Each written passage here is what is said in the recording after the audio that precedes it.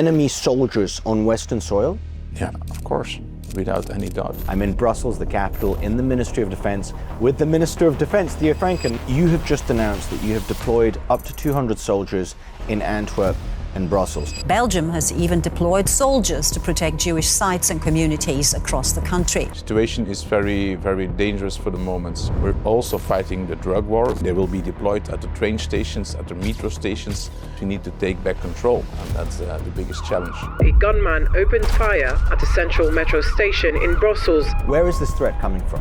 It's radical Islamist threat. IRGC sleeper cells have been activated, and that is what you see. You see the attacks in Liège. Getting an explosion at a synagogue as a possible act of terrorism. In Antwerp yesterday, in the Netherlands, in Finland also. Die-hard Islamists, mullah and Ayatollah assets. There was a summer of 2016 which really was a summer of terror. It was one attack after another, whether it was people blowing themselves up, or stabbings, or truck rammings. How likely do you think a summer like that is to return on European soil? A high probability, certainly against Jewish and American targets. We need to fight them as soon as possible. The threat level is really high, and I'm very concerned. My name is Stefan Tompson. I'm the founder of Visegrad24, and today I'm in Belgium. I'm in Brussels, the capital, in the Ministry of Defence, with the Minister of Defence, Theo Francken, no less. Theo, thank you for being here. Stefan, how are you doing? We are today about 10 years after the horrific terror attacks that gripped Belgium. Shock and horror, but sadly no surprise. Belgium, which for 4 months has been living on edge and braced for attack, took two devastating hits today, claimed to be the work of ISIS. At least 31 people are dead and nearly 190 others are injured, including some Americans, after suicide bombers struck during the morning rush. Two explosions in the departure hall at Brussels Airport, followed by another deadly blast at a busy subway where commuters escaped the carnage by evacuating through a dark, smoky tunnel. What has been done since in Belgium to secure the Belgian population from Islamist terror attacks on its soil? Well, there's a lot of things that have been done. So we increased the number of police officers. We really worked through our way through a lot of administrative procedures when we want to tackle about data identity of terrorist groups.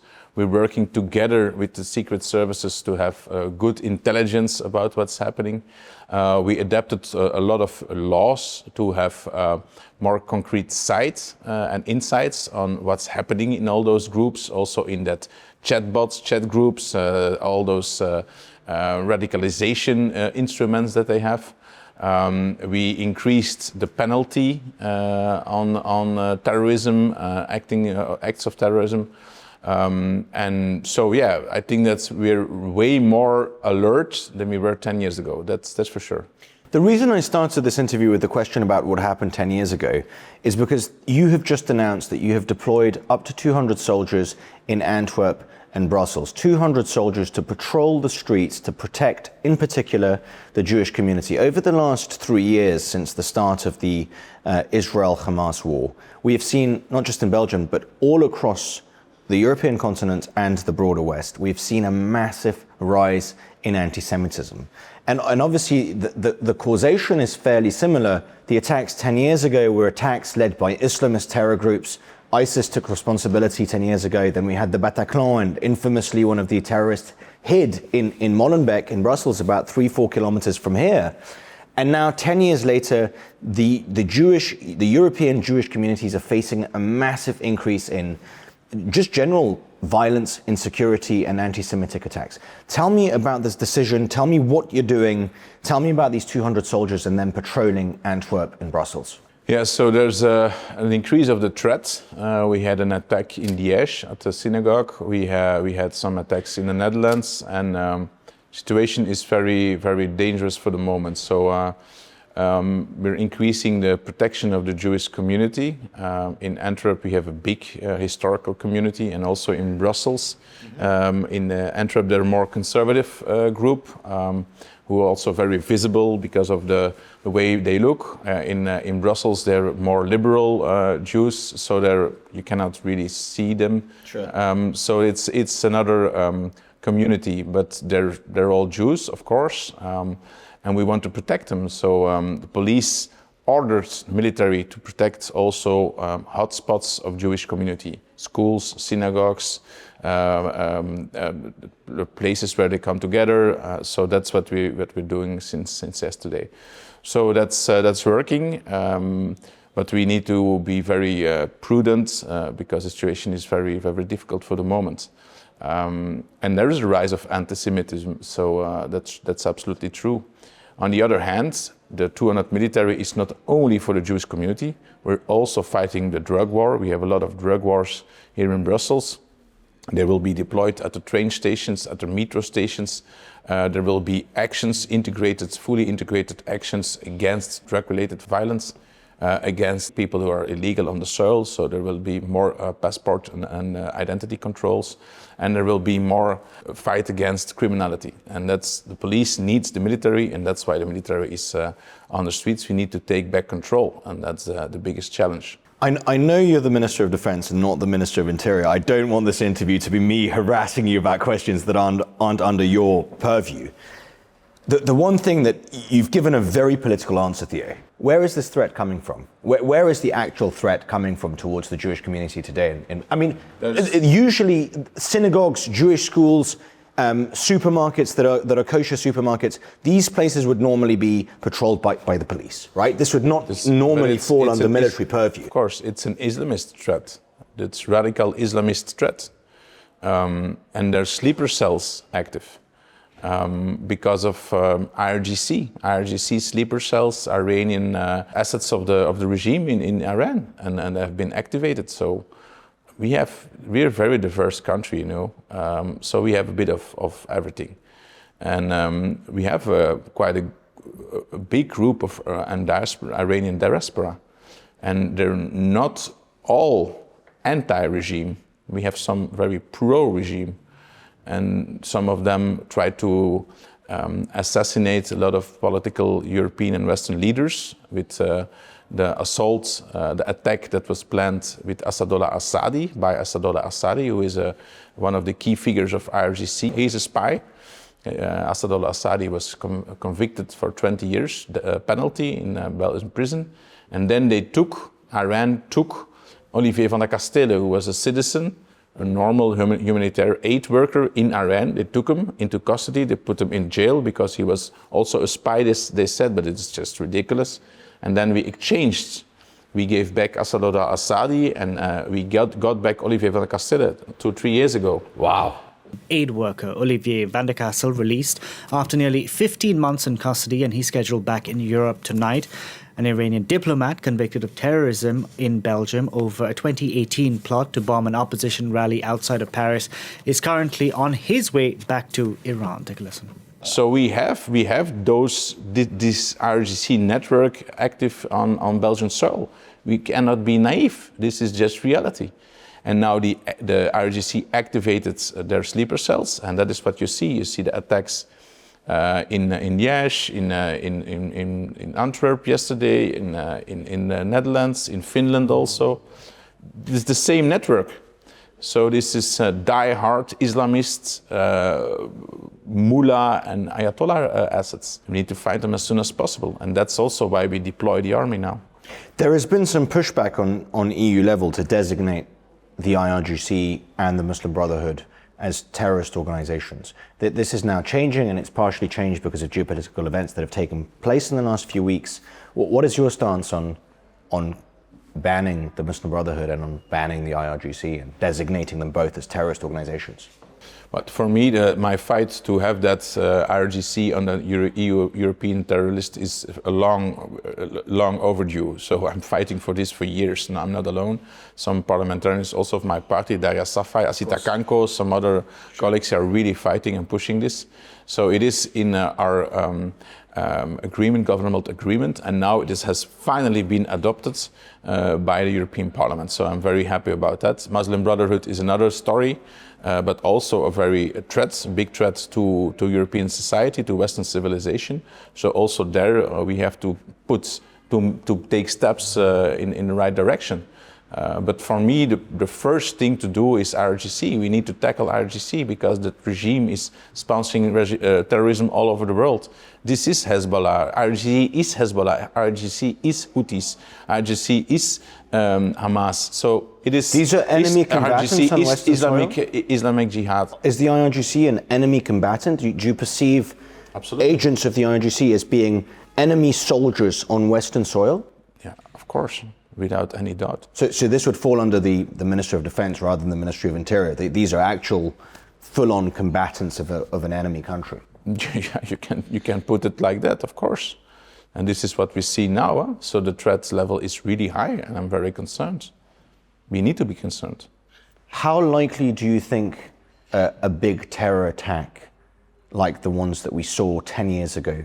There was a summer of 2016 which really was a summer of terror.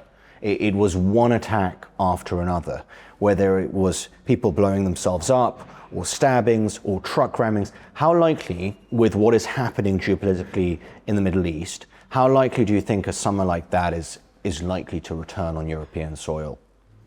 So we have a terror threat analysis organism, OCAT is the name, and they say that it is possible. So that they say it's absolutely possible that we have a new attack, certainly against Jewish and American targets. So yeah, there's a high probability for the moment. So yeah, we have to be very careful. That's why the military is deployed on the streets. There's a lot of police being deployed on the streets. Everybody is really alert for the moment. So yeah, that's likely. You're the Minister of Defense. What do you think is the single biggest threat to Belgium? What is the country that, in your opinion, is the biggest threat towards Belgium?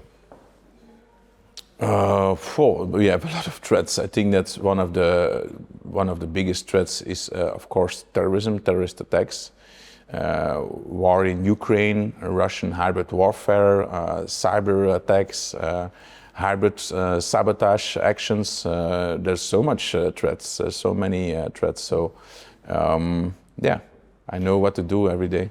Visegrad24 is obviously a Poland-based outlet. I'm half Polish, half of my team is in Poland.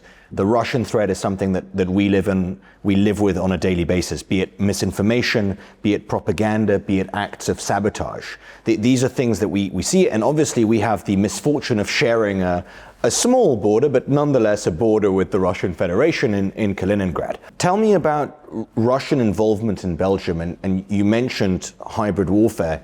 What's some of the hybrid warfare from Russia that you're seeing in Belgium? Cyber warfare by Russian groups who always, the Kremlin says we don't know them, but they're really linked, they're really affiliated. So we have that. We have also misinformation. We had also Medvedev reacting to what I said about restriking on Moscow. So yeah, of course. What did he say? What I said is that if in a scenario where they asked me, will Moscow throw a nuclear bomb on Brussels? And I said, and I responded on the question of the journalist, no, why you're so sure? Because when he does that, he knows that we will immediately second strike. That's how it works. Of course. So, and that was, whoa, that went like very international. But okay, and then Medvedev reacted. You can always count on him, no? So, so that's there's a lot of hybrid threat. We have sabotage. We had that drone incursions. We cannot attribute it. There's a lot of research going on, but there's not really attribution that we can make for the moment. That's one of the challenges. They're so sophisticated that it's really difficult to be 100% sure from where the heat is coming. So that's always because I think that they practice a lot. They know how to do it on a really smart way. Yeah. You've been a big supporter of the Ukrainians in their fight against the illegal Russian invasion. You've pledged several F-16s. What's the status of that? So the first will be delivered this year. So, and we will keep on delivering F-16s. But you have to know that we have F-35s coming in, and it's dependent because we have DCA capacity. We're one of the key countries in the nuclear doctrine within NATO on European soil. So we have a lot of responsibility, Belgium. So we need our aircraft because of the role that we play.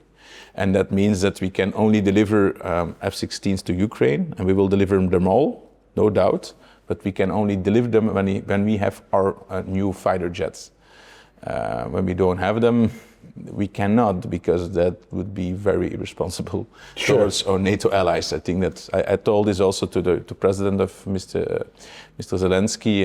I told this also to the new Minister of Defense, Mr. Fedorov. So they understand.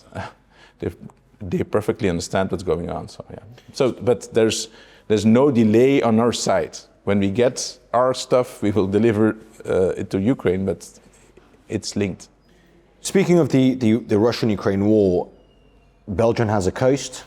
It's the North Sea. There's a Russian shadow fleet in the North Sea. This is a threat that you've spoken about. Could you briefly talk me through what the Russian shadow fleet in the North Sea is, and what sort of threat is this? I think that when we want to have real peace negotiations with Russia, we need to increase pressure on Russia. How to increase pressure on Russia? You can do it by tackling oil and gas revenue. Sure. And by tackling oil and gas revenue, you can do it by attacking and striking on the raffinage, the refinery. The refineries. That's what Ukraine is doing every day or every week. Then you have to work on the logistics, the ships, and then you have to work on the clients, India, China, that are buying that oil and gas. So I think that's the three things we need to do. First, the refinery, that's something that Ukraine is sorting out. Third, that's something where the United States is working a lot, for example, by pushing on India not buying Russian oil and gas. Of course, now with the war in Iran, things changed, but that was the agenda, and maybe soon become the agenda again. And then on the logistic part, that's the most interesting, that is the transport of oil and gas. That is with shadow fleet ships, and those ships are on a list, European blacklist, so we can handle fully legally. When they take the North Sea and the Channel, then we can take them. We can take them out, and that's what we did with our Operation Blue Intruder some weeks ago, and that's what we will keep on doing in the near future. One of the biggest stories right now is obviously the Iran war. The Gulf countries, Oman, Saudi Arabia, and the United Arab Emirates, have requested help from Belgium. Are you going to provide that help to the Gulf countries, Theo? That's the government. I love that every question I ask, you mildly smile, which is... you have very good questions. I'm glad to hear it. It's a government decision. I see. And we have opposite positions. If it was your decision, you would provide the Gulf countries with the aid that they are requesting? Personally? Yes. Of course. Why does your government refuse? Because I'm not alone. We're a coalition government, and there's other points of view. But I'm also Minister of Foreign Trade. We're going to an economic mission with our Queen to Saudi Arabia in November. Sure. Maybe with like thousands of entrepreneurs. Yeah. To sign contracts. I think it's difficult to try to have contracts when you don't help them out when they're in problem, in difficulty. I strongly agree. I think it's like that's how the world works, no? On reciprocity. When you're a friend and you have a problem, and I call you and I say, I have a problem, you're my friend, can you help me out? You try to help. And when you have a problem and you say, hey Theo, can you help me out? I help you. That's how the world works and turns around. And it's difficult, but we'll see. Finally, the government will manage to find a solution like we always do. I know you're in a coalition, and I know that some questions become hard to answer based on being in a coalition because you can't speak for the entire government. When it comes to the Iran war, and it comes to the Islamic regime in Iran, what would be the best end goal of this war from the Belgian perspective and more broadly the European perspective, in your opinion? But it's always better to have a pro-Western regime in a country in the Middle East than an anti-Western regime. It's always better to have a country that is exporting oil and gas for good price to the West than to the East and to the enemies or the adversaries. It's always better to have a country that's using their technology to have better technology for everybody, and not only using that technology to give that technology like Shahed technology to Russia to attack Ukrainians and to kill Ukrainian citizens. So for me, it's very clear what is in our interest, what is in the main and Western interest, to not have that mullah and Ayatollah religious Nazi regime in Tehran. That's a no-brainer. But will we achieve this? Will we get there? That's a totally other thing. Let's hope. We'll see. But Persia that is pro-Western, Iran that is pro-Western, that would be the best news of 2026. My final question is this: why do you think common sense positions, like all the answers that you've given me, are basically common sense positions? Why do you think common sense has become so uncommon in Western countries? Because I'm a right-winger and you. But it's not common sense in the whole political spectrum, I can assure you. But why do you think that the West has lost its common sense? But we didn't lose our common sense. We are a democracy. And you have to fight every single day. You have to stand up and fight for your point of view, for your convictions. That's how it works. And sometimes you win, and sometimes you lose. And when you lose, you get really frustrated. But then again, tomorrow there's another day. Let's just stand up and fight, and never stop. My final question. That's my career. 25 I'll years. ask you one last question as a conservative to a conservative. To me, the greatest concern that I have from a civilizational perspective, and this is informed partially because I am half South African and I've spent most of my life living in Western Europe. The mass migration from Africa and the Middle East is fundamentally transforming our societies. You can see this in the UK, you can see it in Belgium, you can see it in France. And we've seen it in the recent elections that have taken place in France. Are you concerned about the rise of sectarian voting in Western countries and of people with fundamentally different... When you talk, in this entire conversation, you talk to me about Belgian interests and representing Belgian interests. That is your role as a minister in this government. Absolutely. There does appear to be a column of people that has developed around Western countries that no longer share those seemingly common sense interests and Western interests with us. Is this something that concerns you, Theo? Of course, it's something of concern, but it's not black and white for me. There's a lot of people from other descents that really are fully integrated and just want to make a stronger society together. They're working here, they're paying their asses off on taxes. We are really world champion on that.